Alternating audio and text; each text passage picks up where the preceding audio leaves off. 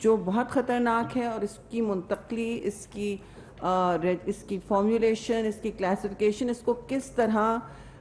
ٹھکانے لگا جائے، کیا یہ ہمارے لینڈ فلز میں چلا جاتا ہے یا ہمارے پانی کی ذخائر میں جمع ہوتا ہے، اور لوگوں کی صحت اور ماحولیاتی دیرپا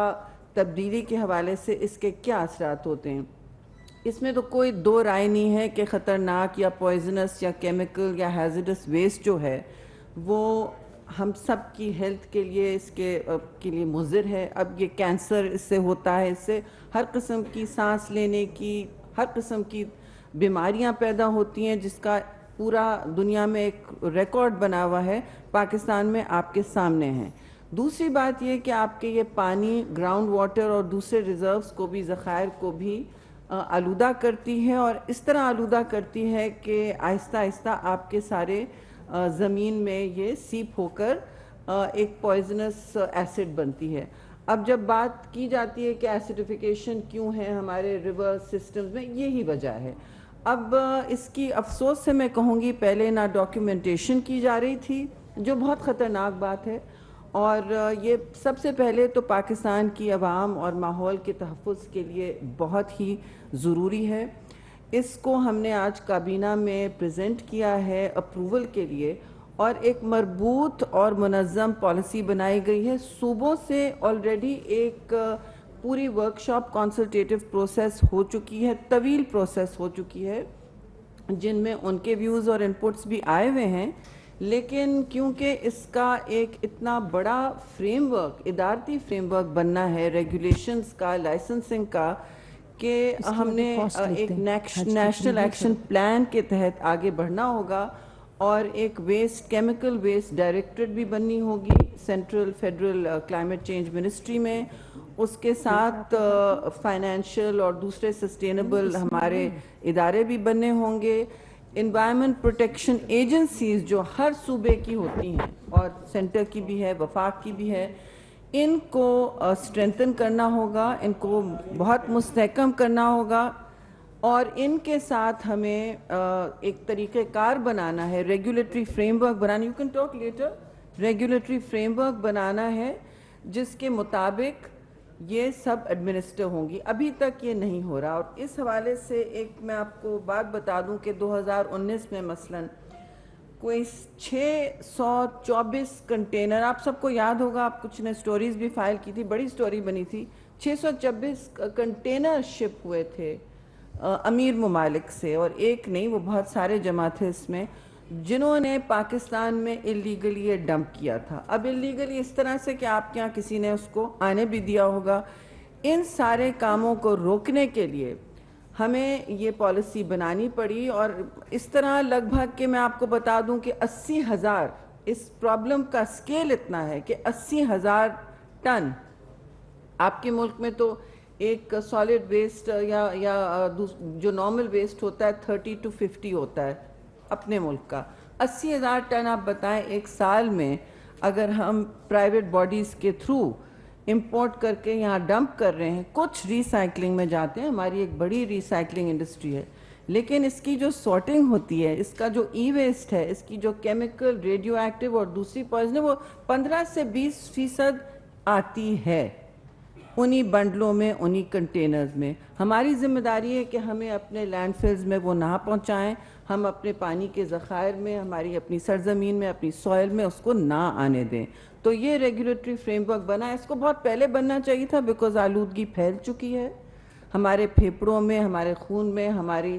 کھانے میں، ہمارے پانی میں، اور اس کو روکنا بہت ضروری ہے۔ سب سے پہلے تو میں یہ کہوں گی کہ یہ صوبوں کے ساتھ پھر ایک پروسیس شروع ہوگا، کیونکہ ہم نے پالیسی بنائی ہے، جو ملک کے باہر جو انٹرنیشنل اگریمنٹس ہیں جہاں جہاں پاکستان نے سائن کیا ہے، جو مین اس کا ٹرانس باؤنڈری موومنٹ کو ریسٹرکٹ جو کرتا ہے، جو ریگولیٹ کرتا ہے، وہ ہے بیزل کنونشن۔ پاکستان اس کا سگنیٹری ہے، اس کے مطابق بھی یہ ہونا تھا۔ پھر اسٹاک ہوم کنونشن بھی ہے اور مناماٹا کنونشن بھی ہے جو پلاسٹکس کو ریگولیٹ کرتے ہیں۔ اس میں آپ سے بتاتی چلوں مائکرو پلاسٹکس بھی شامل ہیں، اور کابینہ کو میں نے یہ کہا کہ ہم پلاسٹکس، کیونکہ ہمارے لیے اتنا بڑا مسئلہ بنا ہوا ہے، اور ہمارے اپنے ڈیلی زندگی میں اتنا وہ مسئلہ گھس چکا ہے کہ ہمیں اور ہماری انڈسٹریز میں کہ ہمیں ایک مربوط اس کے لیے الگ پالیسی دینی ہوگی جو ہم دیں گے. صوبوں کے ساتھ کنسلٹیشن ابھی پیپرز چلے گئے ہیں, ان کی اپنی رائے آنی ہے, اور کیونکہ امپلیمنٹ صوبوں نے کرنی ہے, اور ہم اب یہ نیشنل ایکشن پلان ان کے ساتھ بنائیں گے اور ایک ریگولیٹری فریم ورک ہوگا. ہم نہیں چاہتے کہ کوئی لائسنس راج بن جائے, یہ نہیں چاہتے کہ اور فیتا لال فیتا بنے اور ایک لائسنس راج بنے. آپ کو پتہ ہے اس کے ساتھ کیا کیا منسلک ہوتی ہیں باتیں. لیکن پاکستان میں جو خطرناک فضلہ آ رہا ہے اور جو یہاں جنریٹ ہو رہا ہے, خاص آپ نے ہاسپٹل بیس تو یہاں دیکھا ہے جنریٹ ہو, آپ کی فون کی بیٹری بھی اس میں شامل ہوتی ہے, آپ کے سالوینٹ, پینٹ, کیمیکلز, ہر چیز اس میں شامل ہوتے ہیں, آپ کا ریفریجریٹڈ اور ایسڈ, جی لیدر انڈسٹری, ٹینریز جو ڈمپنگ کر رہی ہیں, یہ پنجاب میں بھی ہو رہا ہے, سندھ میں بھی ہو رہا ہے, جہاں جہاں ہمارے بڑے فیکٹریز ہیں اور مینوفیکچرنگ ہے, یہاں ہر قسم کی کیمیکل ڈمپنگ ہو رہی ہے. تو اس کو ریگولیٹ کرنا کوئی یہ ایک رات میں نہیں کام ہوگا. یہ نیشنل ایکشن پلان اب بنے گا, اس کا ایک امپلیمنٹیشن فریم ورک بنے گا, لیکن یہ ضروری تھا. اور یہ جی ایس پی پلس میں بھی آپ کی کمپلائنس کے لیے ایک فیوریبل بات ہوگی. تو یہ اس کے بالکل میں اختصار سے کے ساتھ خد و خال بتانا چاہ رہی تھی. اب آپ کے بعد میں آپ نے جو سوال کرنے کریں, یہ بہت اوور ڈیو پالیسی تھی, اور یہ ہماری ذمہ داری تھی as the climate change ministry یہاں دینا, کابینہ سے اپروو کرانا, اور اب یہ صوبے اور اسلام آباد کی حدود تک امپلیمنٹیشن کے لیے ہم امید رکھتے ہیں کہ 3 مہینے میں ہم اس کا نیشنل ایکشن پلان بنا لیں گے. بہت بہت شکریہ. جی قائرہ صاحب. بہت شکریہ. میری کولیگز نے آپ کو آج کی کابینہ کے مختلف فیصلوں سے آگاہ کیا. آج ایک فیصلہ جو بہت اہم تھا دیگر فیصلوں کے ساتھ ساتھ, پاکستان ہمیشہ کشمیر کے مقدمے میں کشمیریوں کے لیے اور مقبوضہ کشمیر کے خاص طور پہ جو جدوجہد آزادی میں ہمارے بہن بھائی جدوجہد کر رہے ہیں, ان کی ہر سٹیپ پہ مدد کرتا رہا ہے. کشمیر سے 1999 میں جب وہاں پہ بہت بڑا ظلم و جبر کا بازار گرم کیا گیا, ہندوستانی فوج نے وہاں پہ آپریشن شروع کیے,